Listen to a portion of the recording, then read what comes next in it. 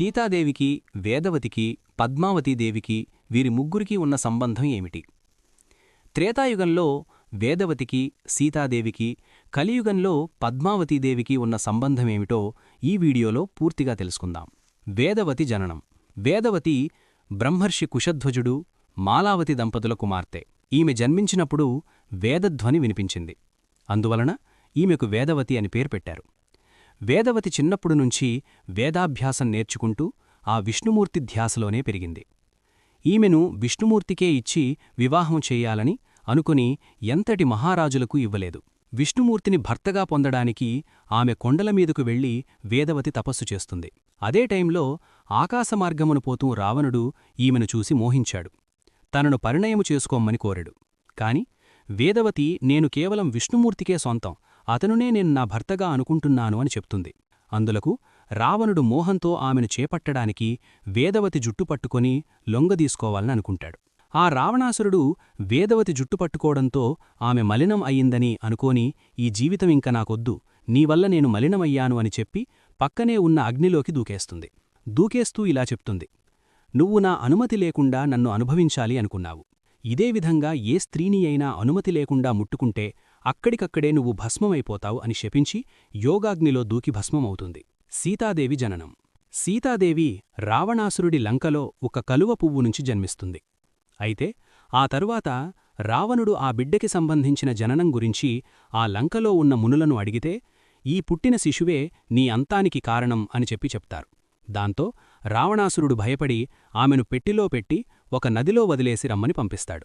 అక్కడినుంచి సీతాదేవి ఆ పెట్టెలో కొట్టుకుంటా పోయి మిథిలాపుర నాయకుడైన జనక మహారాజు యాగము చేస్తూ భూమిని దున్నుతుండగా నాగలికి ఆ పెట్టె అడ్డుపడింది. ఆ పెట్టెను తెరచి చూడగా అందులో ఒక పసిపిల్ల కనిపించింది. నాగటి చాలులో లభించినందున ఆమెకు సీత అని నామకరణము చేసి జనక మహారాజు, ఆయన భార్య సునయన అల్లారముద్దుగా ఆ బిడ్డను పెంచుకున్నారు. కనుక సీత భూదేవి కుమార్తె అనంటారు. సీత గర్భమును జన్మించలేదు కనుక అయోనిజ అని అంటారు. సీతాదేవి జననం సీత జన్మ నక్షత్రమైన ఆశ్లేష నక్షత్రం రోజున చైత్రమాసం శుక్లపక్షంలో జరిగింది. ప్రస్తుతం నేపాల్లో ఉన్న జనక్పూర్ సీత జన్మస్థలమని చెప్తారు. ఆ తర్వాత సీతాదేవిని స్వయంవరంలో రాముడి పెళ్లి చేసుకుని అయోధ్యకు తీసుకెళ్తాడు. ఆ తర్వాత రాముడి పినతల్లి అయిన కైకేయి మొదట్లో శ్రీరాముణ్ణి తన కన్నకొడుకు కంటే ఎక్కువగా ప్రేమించింది. తన దాసి అయిన మందర మాటల వల్ల ప్రభావితమై రాముడు రాజువైతే కౌసల్యకు దాసిగా ఉండాల్సి వస్తుందని మందర నూరిపోసిన మాటలతో కైకేయి మనసు మారింది.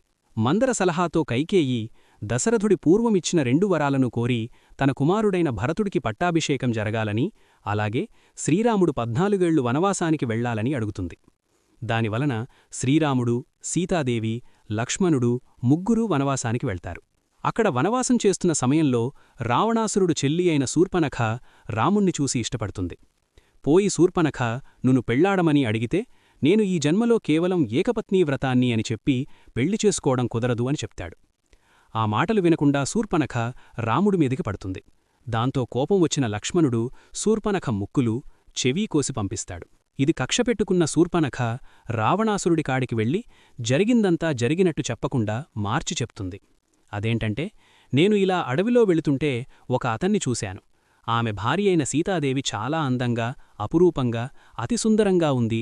ఆమె నీకు భార్య అయితే బాగుంటది, నువ్వు వెళ్ళి ఆ సీతను తెచ్చుకో అని చెప్పి రెచ్చగొడుతుంది.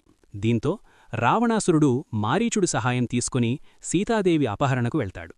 అయితే సీతాదేవి, లక్ష్మణుడు, రాముడు పర్ణశాలలో ఉన్నప్పుడు సీతాదేవికి ఒక బంగారు జింక కనబడుతుంది. సో రాముణ్ణి వెళ్ళి ఆ జింకని తెమ్మని కోరిక కోరుతుంది. రాముడు ఆ జింకని తేవడానికి దాని వెనకాలే వెళ్తాడు. తరువాత కొంతసేపటికి ఓ సీత, ఓ లక్ష్మణ అని కేకలు వేస్తాడు. ఆ కేకలు విన్న సీతాదేవి లక్ష్మణుణ్ణి వాళ్ల అన్నకి ఏమైందో ఏమిటో వెళ్లమంటుంది. అయితే ఇక్కడ లక్ష్మణుడు ఆ మాటలన్నీ ఒట్టి అపోహ, ఇదేదో చిక్కువలలాగుంది, మనల్ని ఎవరో మోసగిస్తున్నారు, వాటిని నమ్మవద్దు అని చెప్తాడు. కాని భర్త అపాయంలో ఉన్నాడు అనే ఆలోచనలో సీతాదేవి నమ్మకుండా వెళ్లమంటుంది. ఇంక సీతాదేవి మాట వినక తప్పలేదు లక్ష్మణుడికి. అక్కడినుంచి రాముడి మాటలు ఎటువైపు నుంచి వస్తున్నాయో అటువైపు లక్ష్మణుడు కూడా పరుగుతీస్తాడు. ఇక ఒంటరిగా ఉన్న సీతాదేవిని చూసి రావణాసురుడు సన్యాసి రూపంలో వస్తాడు. వచ్చి భిక్ష పెట్టమంటే సీతాదేవి నిజమైన సన్యాసి అనుకుని భిక్ష పెట్టడానికి వస్తుంది. ఇంకా అదే ఛాన్సెస్గా సీతాదేవిని పట్టుకుని రావణాసురుడు తన పుష్పక విమానంలో ఎక్కించుకుని లంకకు వెళ్తాడు. అయితే ఇది జరుగుతున్న ప్రాసెస్లో అసలైన సీతాదేవిని రావణాసురుడు తీసుకెళ్తుంటే అగ్నిలో దూకేసిన వేదవతిని అగ్నిదేవుడు దహనం కాకుండా పక్కనపెట్టి సీతాదేవిని తీసుకెళ్తున్న రావణాసురుడికి అగ్నిదేవుడు ఎదురొస్తాడు. అప్పుడు అగ్నిదేవుడు ఇలా చెప్తాడు, రావణా, నీకాడ ఉంది అసలైన సీతాదేవి కాదు, ఆమె వేదవతి, నా దగ్గర ఉంది అసలైన సీతాదేవి అని చెప్తాడు. అగ్నిదేవుని నిజమే చెప్తున్నారు అనుకుని అగ్నిదేవుడి కాడ ఉన్న వేదవతిని రావణాసురుడు తీసుకెళ్తాడు. రావణాసురుడు దగ్గర ఉన్న సీతాదేవిని అగ్నిదేవుడు తీసుకువెళ్తారు. అక్కడ లంకలో సీతాదేవి పడవలసిన కష్టాలన్నీ వేదవతి పడుతుంది. కాకపోతే ఇక్కడ చాలామంది రావణాసురుడు చాలా మంచివాడు, సీతాదేవిని ముట్టుకోలేదు కాబట్టి రావణాసురుడు గొప్పవాడు, మంచోడు అంటున్నారు. బయట తెలిసిన వాటినే చూస్తున్నారుగాని మూలాలు, దాని వెనక ఉన్న వాటిని తెలుసుకోవాలి. వేదవతి పెట్టిన శాపం వలనే రావణాసురుడు సీతాదేవిని ఎత్తుకెళ్లినా ఆమె అనుమతి కోసం వేచి ఉన్నాడు.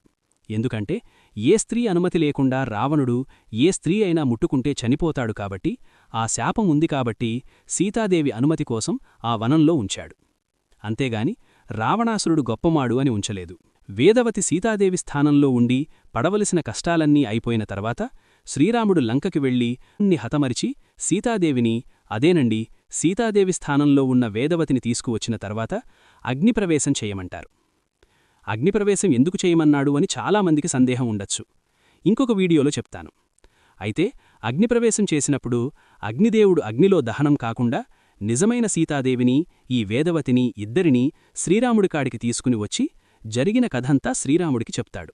ఈ వేదవతి చేసిన మేలుకు మెచ్చుకుని వేదవతికి నీకేమైనా వరం కావాలా అని అడుగుతాడు శ్రీరాముడు. అప్పుడు వేదవతి, నేను మిమ్మల్ని పెళ్లి చేసుకోవాలి అని అడిగింది.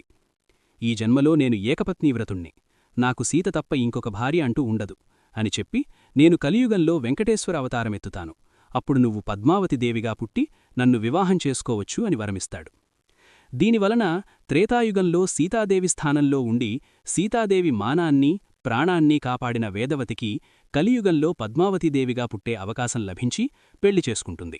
సో ఇలాగ వేదవతికి, సీతాదేవికి, పద్మావతీదేవికి సంబంధం ఉంది.